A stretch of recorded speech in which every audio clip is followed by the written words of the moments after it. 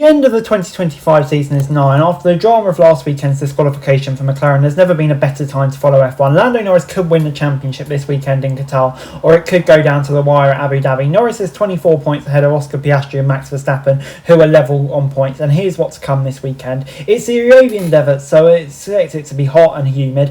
Qatar, like Singapore, is another race that sees drivers facing heat-related challenges. Friday sees highs of 29, reducing to 27 by Sunday, with humidity levels forecast to be around 48%. So yeah, a lot going on. But Lando Norris, like I say, leads by 24 points ahead of rivals Piastri and Verstappen on the same number of points. 58 points are available across the final two races, with 33 available at Qatar since it's a sprint weekend. Norris will be crowned champion if he finishes the weekend 26 or more points ahead, which effectively means outscoring both Piastri and Verstappen by 2 points.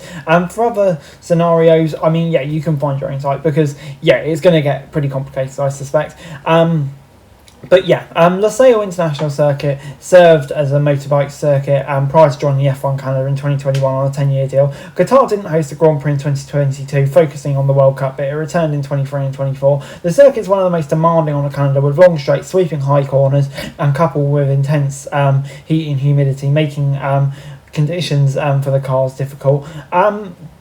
It's a fast-flowing circuit, like I say, in the desert, and I think the fact it is built for MotoGP cars under the lights, it does make it all the more better. Vettel says it takes time to find rhythm, but overall it's a very fun circuit to drive. And yeah, it's been quite a mixed results. We've had different pole sitters, Verstappen and Hamilton, the two winners.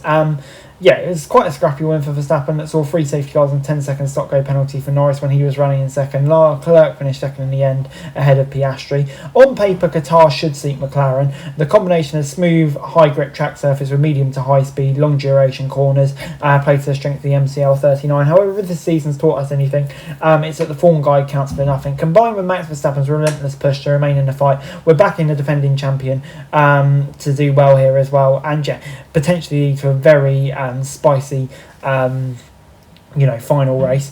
In the UK, of course, coverage will be on Sky F1, BBC 5 Live radio, and Channel 4. Qualifying sprint qualifying gets underway at 5:30 on the Friday, 6 on the Saturday, sprint at 2, and the race gets underway from 4 o'clock. So yeah, pretty decent times in the UK as we approach what could be a massive and utterly pivotal weekend in the title race.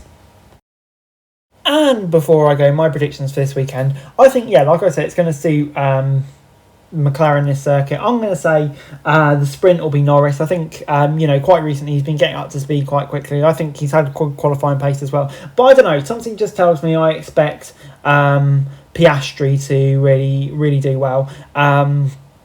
Here, I think, it's a track that suited him before, so yeah, it could be very interesting. I'm going to say it will be Norris in second, with Russell coming home in third. I just feel like something might happen to Max Verstappen or something like that. So yeah, I'm going to say that it could well be going to the last race between the McLaren teammates.